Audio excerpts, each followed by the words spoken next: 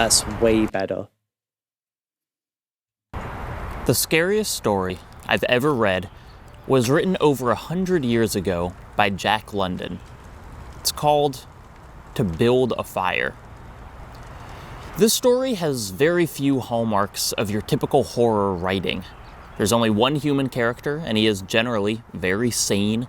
There are no spirits of the dead, no nightmares or hauntings, no guilt that ticks away like a time bomb. And yet, while reading To Build a Fire, I feel paralyzed in a way I haven't felt with any other written work.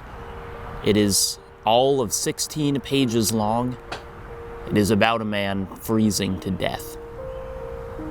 He doesn't start freezing, though. He starts confident and decently prepared, hiking alone through the Yukon back to a logging camp.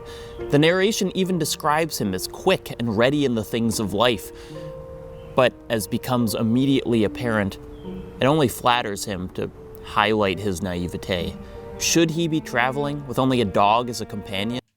Boy, what do you think would be worse? Drowning to death? Burning to death? Or freezing to death? No, he should not. Could he have worn more protective gear? Sure. But his real arrogance, the narration says, is that he was not able to imagine. I might go with 50 burning. degrees below zero meant 80 degrees of frost. Such facts told him that it was cold and uncomfortable, and that was all. It did not lead him to consider his weaknesses as a creature affected by temperature, nor did he think about man's general weakness, able to live only within narrow limits of heat and cold. Most of us, in our day-to-day lives, live within this narrow spectrum of heat and cold, and do so relatively thoughtlessly.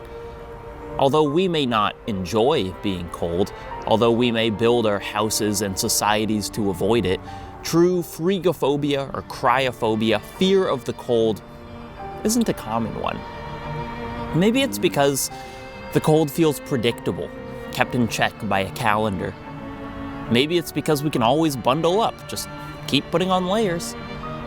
Maybe it's because, unlike spiders, or the dark, or an unexpected noise at night, few of us have really experienced the cold.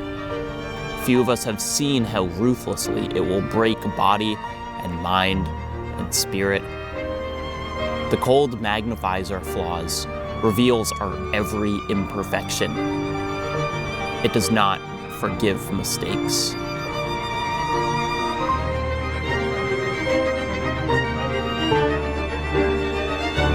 Yeah, that would be crazy.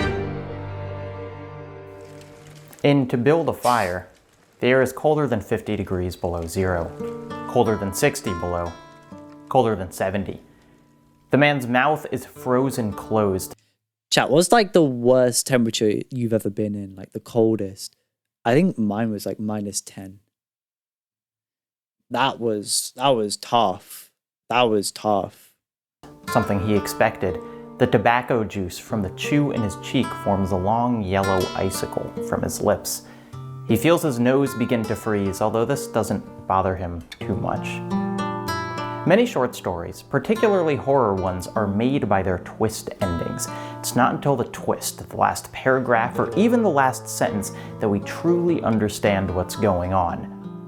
That's not the case in To Build a Fire. We know almost as soon as it starts that this man is going to die. The paralyzing magnetism of the story comes from finding out where exactly it becomes inevitable. Probably the answer is before the day even started. There was no way this man was ever going to survive a hike across the Yukon in 100 degrees of frost. But the arc of the story isn't a simple linear freeze.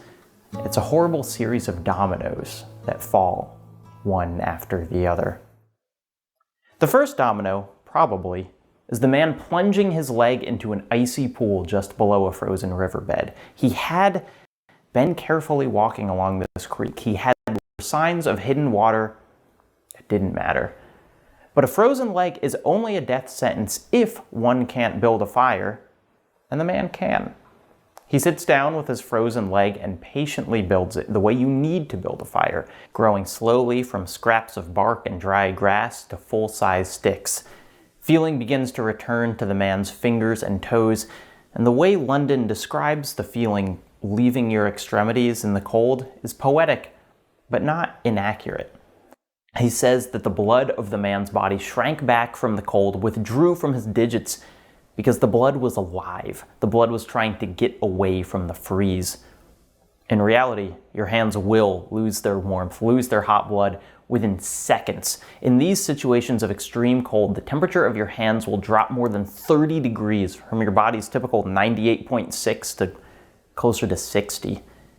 It will continue to fall, your blood fleeing the cold, the longer you leave yourself exposed. And to build a fire, the second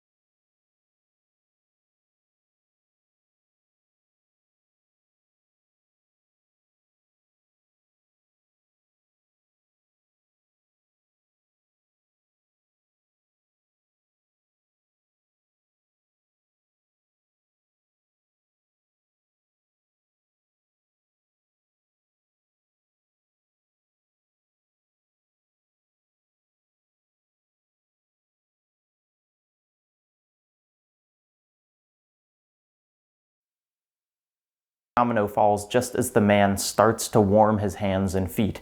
His fire, his savior, becomes his downfall. The heat from the flames rises into the branches of the tree above him. The tree warms just enough that the snow slips off its branches, falling to the forest floor. It falls directly on the fragile collection of kindling, smothering the flames instantly. The fire, his lifeline, is out.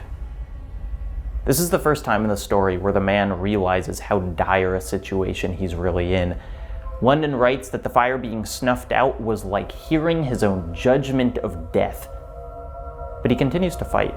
He can build another fire, this time not under a tree. He gathers more dry grass and sticks, although he has trouble closing his fingers around them. He has more bark to use for kindling in his pocket, although he can no longer feel it. The dominoes are falling faster now. He tries to hold the box of matches, but his deadened fingers drop it into the snow. He tries again and again to pick it up, but he can't. In a last-ditch effort, he spills everything left in the box, and against all odds manages to strike them all at once. 70 matches blaze to life in his hands. He refuses to let them go, even when he can faintly feel them burning the flesh on his hands. In his desperation, he succeeds. He manages to light another fire for almost 30 seconds until he attempts to readjust the pile and his hands, shaking uncontrollably, scatter the burning twigs across the snow. It's all over by this point, and yet it keeps going. The man thinks that if he could kill the dog, his only companion, he could warm his hands in its body and build another fire. But he doesn't have the strength. He somehow finds the energy to run, and he does blindly what feels like miles but was likely less than 100 feet. He feels strangely warm and pictures himself among the men that one day may find his body. He falls asleep.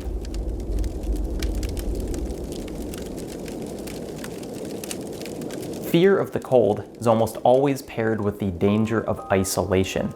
Some of our most famous horror fiction entombs its characters in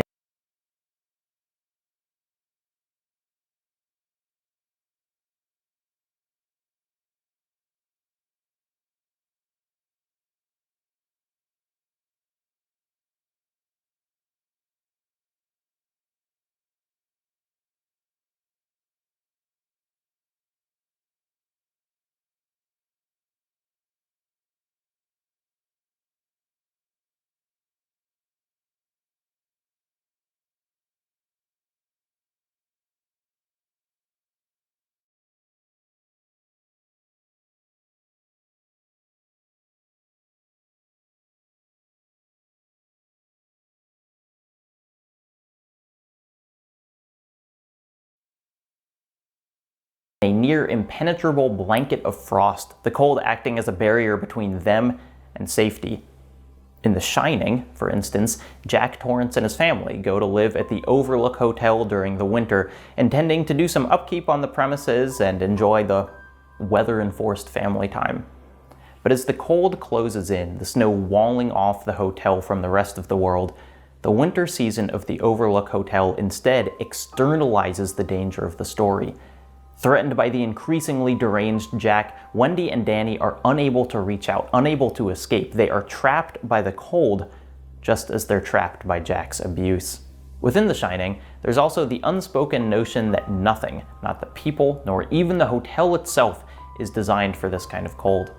Jack was hired as a caretaker because the Overlook cannot survive the season by itself. Faced with the unrelenting cold of the Rocky Mountains, the infrastructure would simply crumble. The brutal winter environment adds to the feeling that everything here somehow stands against nature. At the end of the book, the Overlook Hotel loses the battle, reduced to rubble in its stand against the elements. In the film, however, the cold deals a more personal end to Jack. He is frozen, and thus preserved on the premises, rooted by the ice in space and time.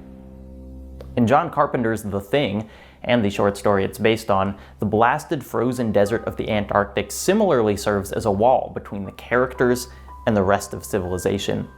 Living in a research base deep in Antarctica, a group of men find the frozen body of an alien, or find another research team who found it, depending on the adaptation. They recover its frozen body and examine it, but it's not long until the alien, awakened from its frozen slumber,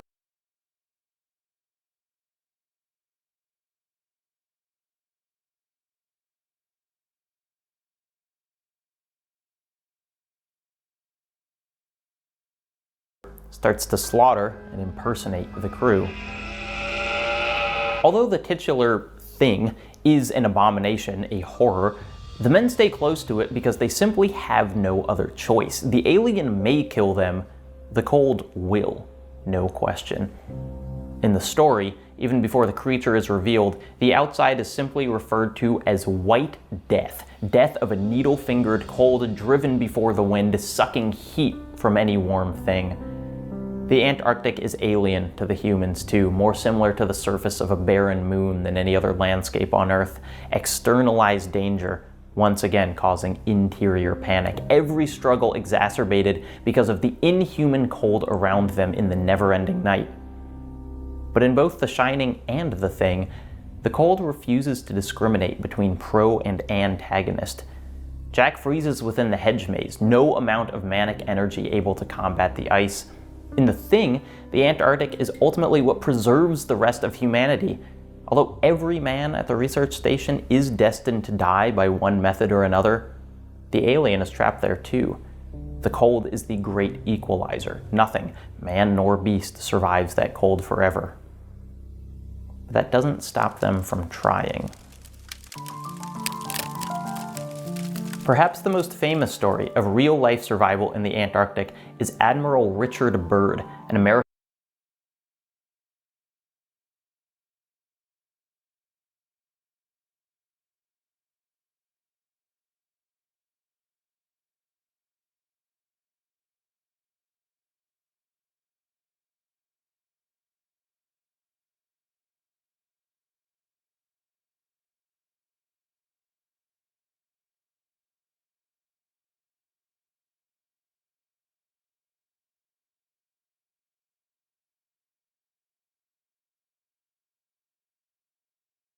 explorer in the early 20th century.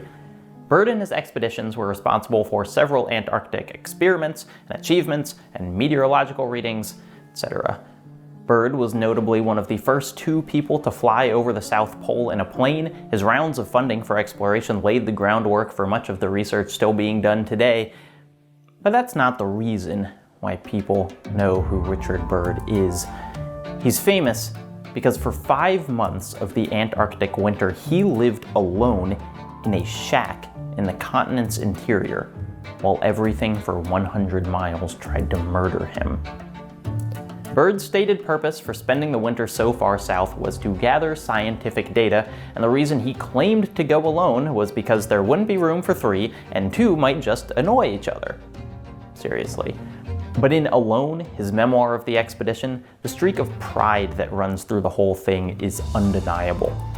Bird is a man who understands the value of big, capital letter accomplishments. He'd probably be frustrated that I had to qualify that he was one of 2 people to fly over the South Pole. And so, for reasons explicit and unstated, purposes scientific and aspirational, Bird and his team essentially buried a shack in the ice, carved a couple channels for food and other supplies, and then his team left, and Bird remained.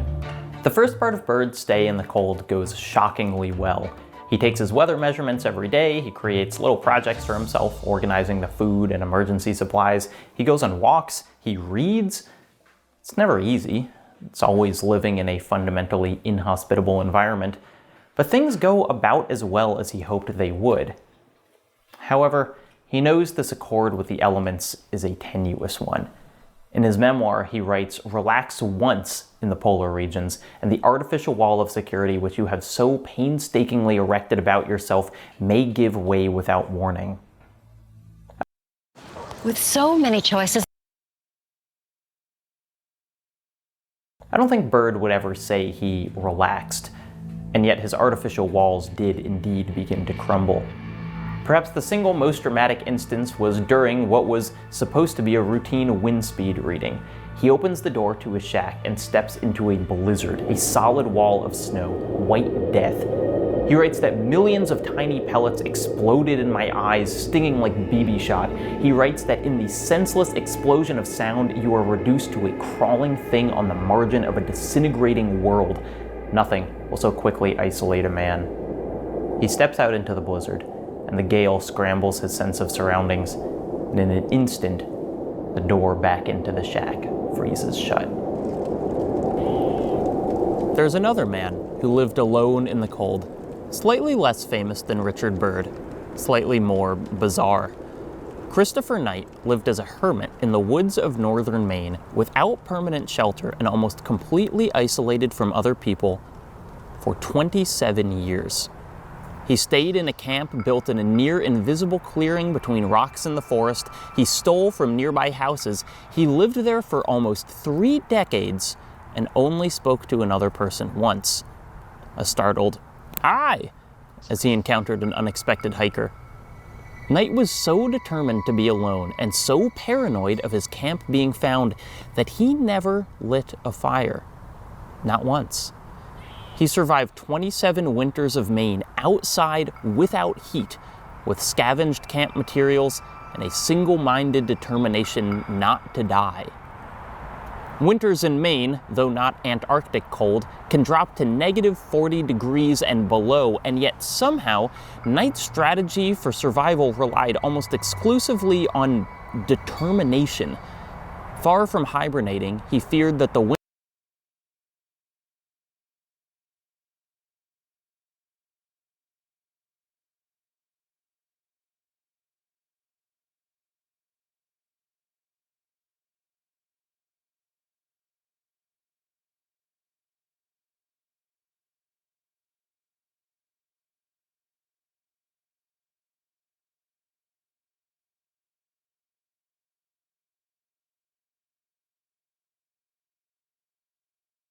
winters were so cold, the chill so brutal, that if he was asleep during the coldest hours, he may never wake up. Instead, during the harshest freezes, Knight forced himself awake at 2 a.m. and paced around his camp for hours, pacing until daybreak. Sleep was the enemy. Relaxation was the enemy. If he let himself submit to the cold, he'd be lost.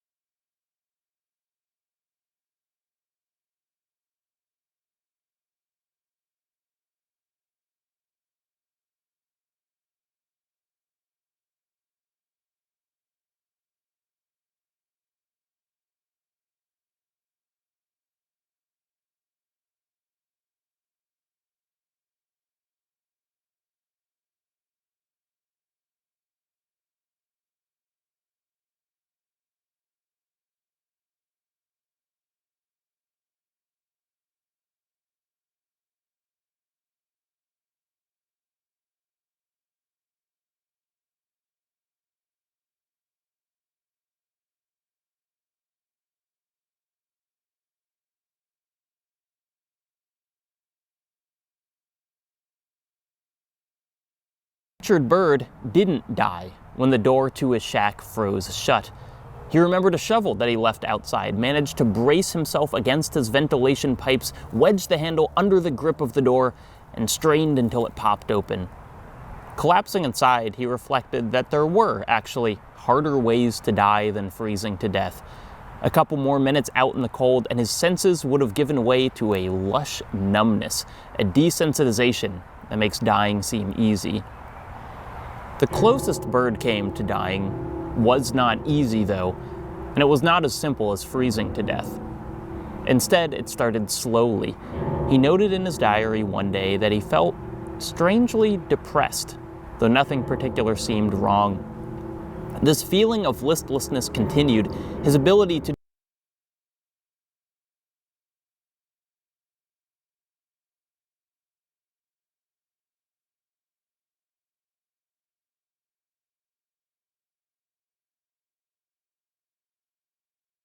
do simple tasks diminished until one day he finds that his head is pounding so hard he is completely unable to move.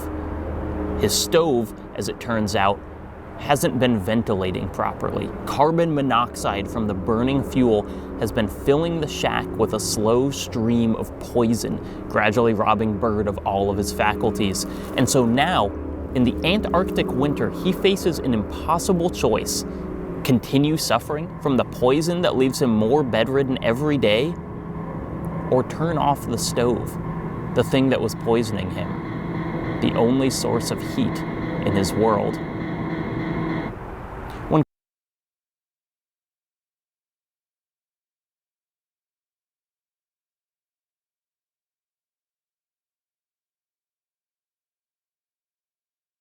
Christopher Knight, the hermit, was as close to death as he ever came months into a particularly brutal winter, he says he saw a literal Lady Death, a cloaked woman who appeared in his camp.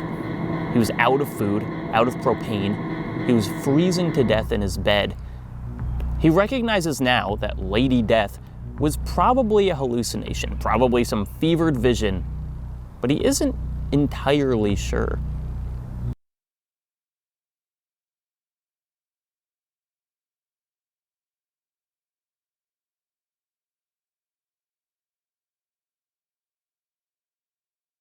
In his darker moments, he says that he still thinks about walking into the woods, sitting down in the cold, and letting Lady Death take him.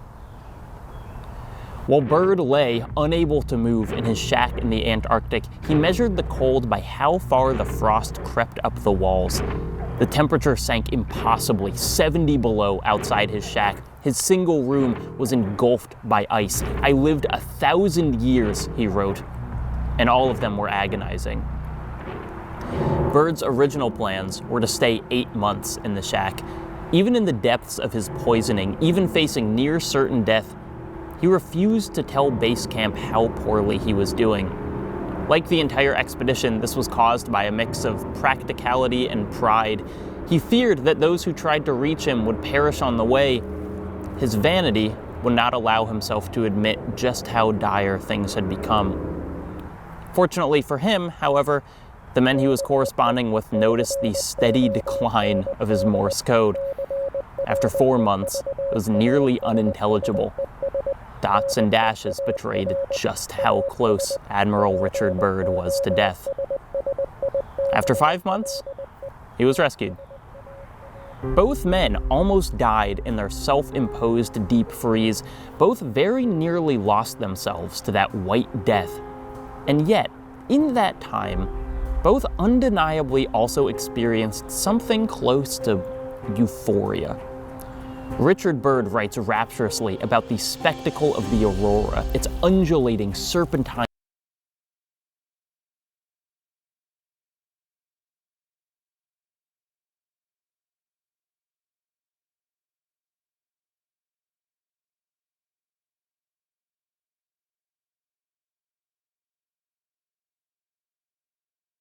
folds what he feels as its implicit storytelling.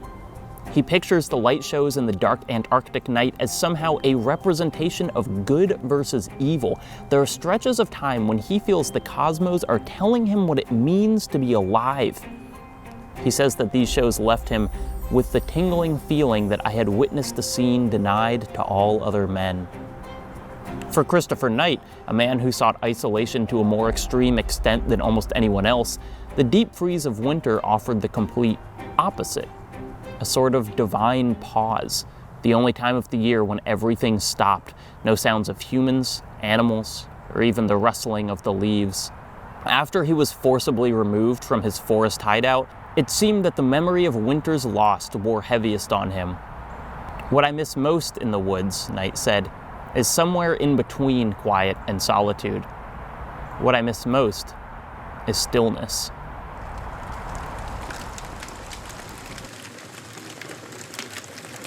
Cold can be an individual antagonist, needle-fingered, intimate, but just as often it serves as a society-level threat. Rare are the people who choose to go out into a freeze unsheltered. Much more often, the cold comes to us. You don't have to think back far for an example of this. In 2021, a series of disastrous winter storms hit the US, and many areas saw huge numbers of people lose power. Texas, most infamously of all, had an almost complete breakdown of its electrical grid during its coldest period in living memory. But it was not, as a point of fact, unprecedented. 10 years earlier, a series of blizzards caused a series of similar rolling blackouts across the state. Recommendations made by experts on how to properly winterize and avoid further catastrophes were subsequently ignored by the state's leaders. And then a decade later, it happened again. Now, to someone who lives further north, the temperature during Texas's freeze may not seem that cold. It almost never dipped below zero. The absolute chilliest days wouldn't be anything unusual in Minnesota or Maine. But of course, the ability to withstand cold on a societal level has little to do with individual toughness, and the numerical temperature matters much less than the resources a place has put into withstanding it. Texas's collapse is instead a reminder that the cold will find the weakness at every point of infrastructure, force open the cracks that can otherwise be ignored. Many of the deaths in Texas weren't from simple hypothermia, but the carbon monoxide poisoning that resulted from improvising home heaters, or even fires that spread from never-before-used fireplaces.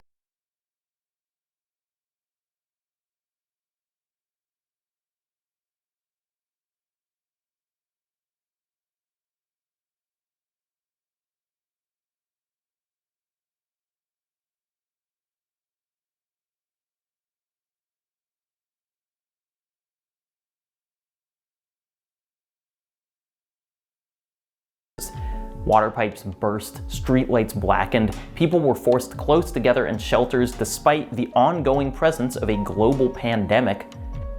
Much like COVID, the cold exposes the vulnerabilities in our systems that were always present and exposes the inhumanity of the people who profit by ignoring those vulnerabilities.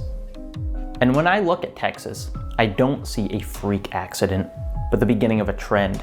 Summers are going to keep getting hotter and winters will keep getting colder, and the building blocks that make up our society are fundamentally not prepared for the climate hell that we're staring down the barrel of.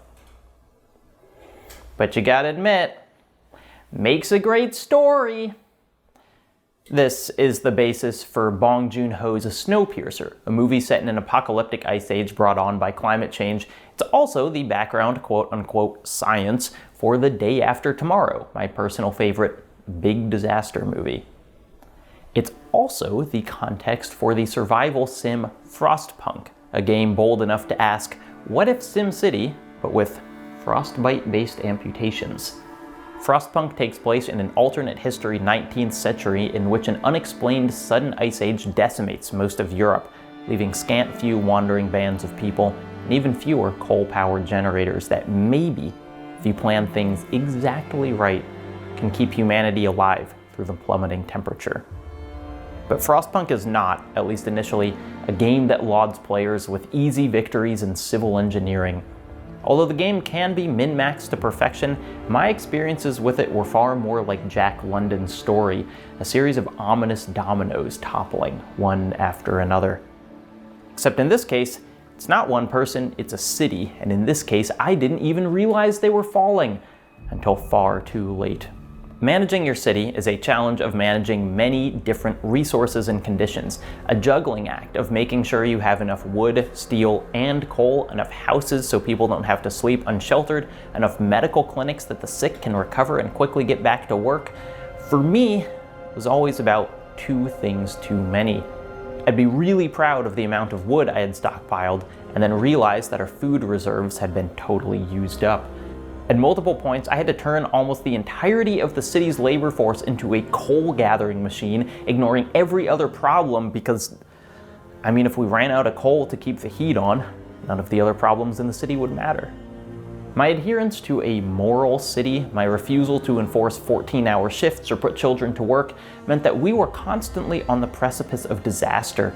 Playing Frostpunk feels like living out the tiny catastrophes of to build a fire, making a mistake as simple as dropping a match in the snow, and then watching those mistakes ripple out to hundreds. Early on, I had a team of explorers find a defunct coal mine. They offered me a choice. Should we salvage a modest amount of supplies from the mine now, with the potential of reactivating it later? Or should we completely break down the operation, seize everything now, and just hope for another consistent source of fuel to present itself in the future? I generally pride myself on my delayed gratification, my ability to hold off on immediate rewards for a larger prize in the future, but I looked at this situation and was completely overwhelmed with the immediate gains. 200 pieces of coal, wood, and steel, an absolute fortune. Later in the game, when I had my generator cranked so high that it burned through 200 pieces of coal in a matter of seconds, I thought back to that coal mine. As the temperature plummeted further and further below zero, I realized that I had knocked over the first domino hours before without even thinking about it. As I scrambled to keep my city at a livable temperature, forsaking all other resources and every standard of civilization in the face of that white death, I had a sudden flashback to a story I heard as a kid, one that stuck with me for probably 2 decades now. It is, hilariously enough, from the Little House series by Laura Ingalls Wilder. In banks of Plum Creek, Ma and Pa are going to town, but Pa says that he's got to bring the wood inside before he does, because a blizzard is going to roll through. He tells his daughters a story about some kids who didn't have enough wood inside, and it was too cold to go out in the blizzard. He says that as their cabin got colder, the kids ran out of wood completely. They destroyed the wood box, then the chairs, then all the furniture in the house in a desperate attempt to keep the fire alive. It wasn't enough though. When their parents finally got home, Pa said that the kids were froze stark stiff. This story causes a sort of mania in Laura and her sister, who are so worried about freezing in their house that they bring in all of the wood from their woodpile outside, much to the bemusement of Pa. The Little House series often spoke frankly about the perils of 19th century life in the Midwest, but I don't remember anything else as dark as this story. Though only a couple lines, I could clearly picture the kids' desperation turning to hypothermia, as even their furniture didn't provide enough fuel for the fire to stay alight. It was only in researching this video that I learned Wilder's original version of this story, written in her non-fiction autobiography, is even more detailed and even more horrifying. The basic setup remains the same: kids at home while the parents are kept away by a blizzard, but the simple froze stark stiff is replaced by detailed descriptions. The kids attempted to leave the house after their stovepipe collapsed. All 5 were found in a snowbank nearby. 3 were dead, frozen completely. The oldest, a 12-year-old girl, had survived and managed to keep the youngest, a baby, alive by swaddling it in her coat. Though the baby was barely chilled, the 12-year-old's limbs were frozen. Pa said that she screamed as they thawed her and eventually had a leg. The version of the story I knew, the one that stuck in my head for decades, was somehow the more child-friendly telling. I can't believe how much worse it got. And it's hardly the only time Wilder brought up the cold. In fact, it seems like the biggest threat her family ever faced. Its presence always met with a dramatic darkening of the tone in what are ostensibly children's books. In The Long Winter, one in which her whole family are snowed in for months, she wrote, "There were no more lessons. There was nothing in the world but cold and dark and work and coarse brown bread and winds blowing. The storm was always there, outside the walls, waiting sometimes, then pouncing, shaking the house, roaring, snarling, and screaming in rage. She did not ever feel awake. She felt beaten by the cold and the storms. She knew she was dull and stupid, but she could not wake up." Tales of the cold are almost always made of long, harsh periods of shelter and depression, mixed with tiny victories against the immovable force. Laura's family sings together while in the midst of the blizzard. Generator upgrades in Frostpunk bring brief periods of livability. In The Long Dark, a survival game set in an apocalyptic winter, achievements are minuscule compared to other games in the genre. There's no fortress to construct in The Long Dark, farms to fully automate, or escape vehicles to build. Instead, moments of victory are sewing together a slightly warmer coat, finding a whetstone, lighting a fire. The Long Dark is a pure survival game. Although there are wolves and bears, it's cold and hunger that you'll be fighting for the majority of your time. The end game doesn't look so different from the beginning. Unlike most enemies in video games or antagonists in stories, there is no conquering the cold. You can merely survive it. The cold is a bizarre force, though, because although it can obviously be deadly, it also preserves, not just in food, but in people. Most of you probably have heard of cryonics, the pseudoscientific idea that if you freeze a body now, we'll be able to resuscitate it far in the future. Although cryonics are basically impossible to prove effective with our current technology, which I guess is the point, cases of survival in impossible cold are not. Far from our popular sayings related to the temperature of death, cold, dead hands, and the like, medical wisdom actually goes in the reverse direction. You're not dead until you're warm and dead. Cardiac arrest generally means death in less than 30 minutes, but if you're frozen, that time can be multiplied, with successful resuscitations after hours. A doctor colloquially known as Professor Popsicle has said, "We've learned that there really is no temperature so low you shouldn't try and save someone." The cold's ability to preserve lends it an almost mythic quality. The same force can maintain the life in a brain frozen for hours, keep a neon-jacketed body locked to the same point of Everest for decades, and mummify a man so effectively that 5,000 years later we can tell what he ate hours before he died. On a purely theoretical level, you have to admire the cold. It is so straightforward, so ruthlessly efficient at what it does. It is, of course, harder to appreciate when you're experiencing it. My favorite gross-out story of the cold, one so absurd I have to include it, is from Howard Somervell, a mountaineer in the early 20th century.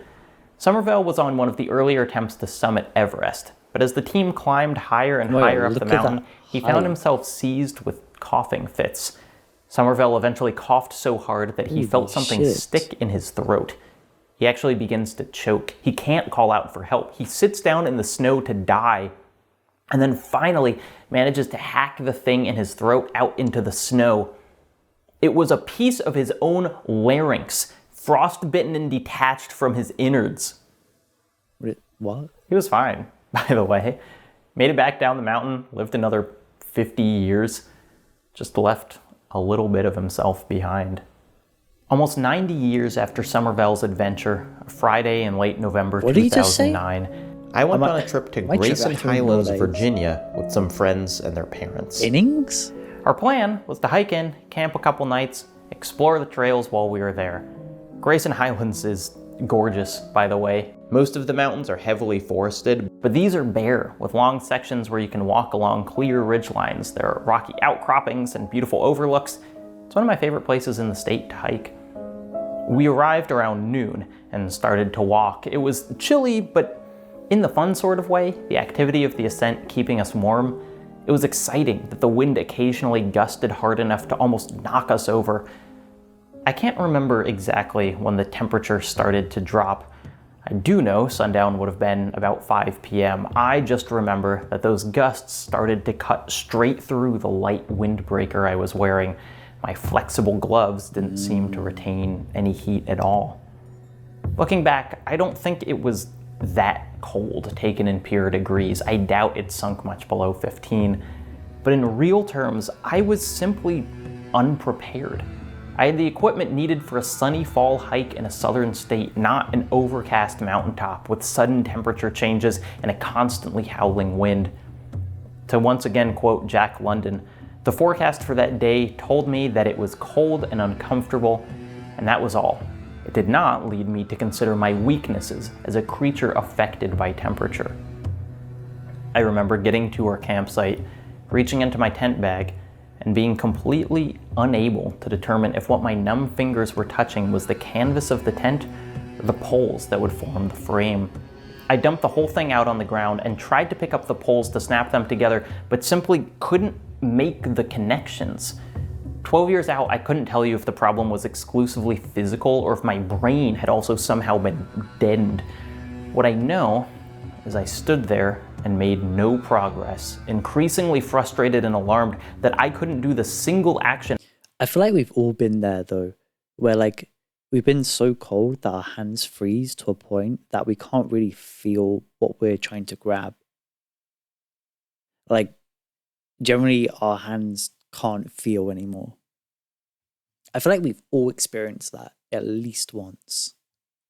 Unless you're like, I don't know, unless you live in Dubai or something. I don't know. I needed to give myself shelter. Within minutes, my dad, who was also on the hike, realized what was going on, gave me his gloves, snapped the poles together, and staked the tent to the ground. I more or less fell inside, got in my sleeping bag at what couldn't have been past 6, and immediately went to sleep. I half remember being woken a little while later, again by my dad, who gave me some food warmed by a camp stove and hot chocolate. I passed out again. Looking back, I think about Christopher Knight, who forced himself awake at the coldest parts of the night, stubbornly paced to keep his body functioning and warm. I failed just about every test the cold threw at me. I am possibly over-dramatizing the situation, but in my memory, that is the closest I have ever felt to death. It really felt like my dad saved my life. The next morning, we all got up, a little shaken by how unexpectedly extreme the previous night had been. We first hesitantly, then enthusiastically pitched the idea of leaving early. I wasn't the only one who had a bad time. There are many places on Earth with permafrost, a layer of frozen soil and sediment beneath the surface that is, theoretically, permanent. Winter, summer, this stays cold, keeping all the dead plants and organisms on that layer cold with it, preserving them, in a way, keeping their bodies locked beneath the ground. But, as with so many things, our naming of permafrost assumed a level of stability we denied the world. For many years now, permafrost has been thawing, and with it resurfaced startling reminders of the past. In Spitsbergen, an island in Norway, human bones appear to be rising out of the ground. A 1600s whaling graveyard, preserved in the ice for 400 years, is now seeing the permafrost exhume the bodies it kept hidden. Humans, whales, pieces of ships, all emerging from the earth. In previous years, the permafrost acted as a sort of shield. Not only would bodies remain permanently frozen, but so too would any diseases or dangers they held with them. Now, with a steadily climbing global temperature, that shield weakens. A small-scale plague of viral anthrax broke out in Russia when a heat wave exposed the frozen corpses of 75-year-old reindeer from the permafrost. Back in Spitsbergen, corpses from a century ago still held the full sequence of the 1918 flu. In Longyearbyen, Norway, the northernmost town in the world, there's a joke that residents are not allowed to die. In reality, this refers to burial. The town will not allow corpses from today to freeze instead of decomposing, potentially holding diseases in perpetuity and unleashing them on archaeologists centuries from now. And while that's a noble effort, the deadliest thing is already bound up with all the bodies in the permafrost: carbon. When functioning normally, the frozen ground prevents plants, animals, even humans from releasing their carbon back into the atmosphere. The cold keeps the remains and the carbon they carry. But as the frost thaws, that carbon is released too, billions of tons of it, that in turn increases the global warming, causing the thaw in the first place, accelerating the heating, thawing process in a vicious cycle. Like in Carpenter's The Thing, the cold, left undisturbed, would have held the threat as long as necessary. Unlike the Thing, once the dangers of the permafrost are released, they cannot be confined. No matter where we are, we will feel the impermanence of the permafrost. The impermanence of the permafrost. It's little surprise that the coldest naturally occurring temperature on Earth was recorded in Antarctica.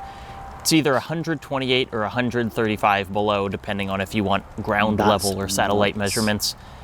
In any case, the continent fulfills its promise as the end of nowhere, an inferno of ice away, and thanks to the expelling of ultra-cold gas from a dying star, maintains a temperature of about 1 degree Kelvin, or 1 degree above absolute zero. That's about negative 459 degrees Fahrenheit. This is less than half of the temperature of the vacuum of space in general, which holds a little higher than 2 degrees Kelvin, thanks to background radiation from the Big Bang. But the absolute coldest place in the universe, as far as we know, the coldest temperature anywhere has ever been, ever, is back on Earth. In labs across the world for the past century, scientists have pushed temperatures lower. 1 Kelvin may be the lowest temperature in space, but we continue to go colder, far, far below 1, within thousandths and millionths of a degree of absolute zero. Like the speed of light, it seems like something we may be able to get unbelievably close to, but never reach. Cold itself, in terms of physics, is defined by absence. The absence of energy, the stilling of particles. The lower the temperature, the slower the particle movement within.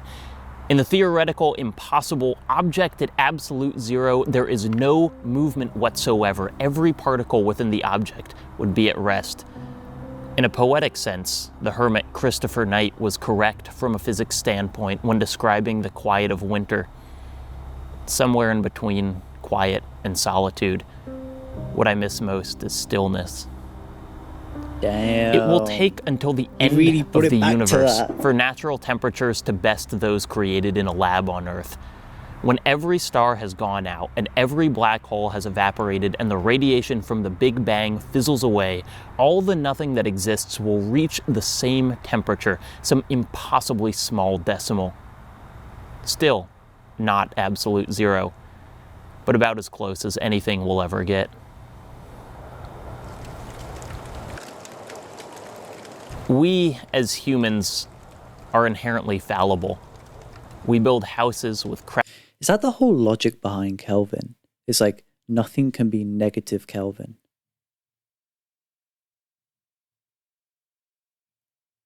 I feel like I just learned something. cracks in the walls, strike matches that singe and fall from our fingertips, seek solitude without ensuring self-sufficiency.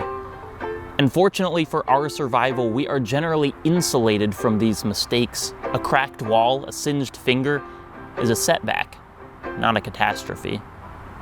The cold will strip that insulation bare, remove our layers of protection, show us how desperate a situation really is. The cold punishes arrogance, forces isolation, remembers our mistakes. But to depict the cold as malicious, antagonistic, is to limit its power. The cold is not an anthropocentric force. It doesn't care one way or another about its effect on us. It was present before anything existed. It will remain after everything is done. Damn.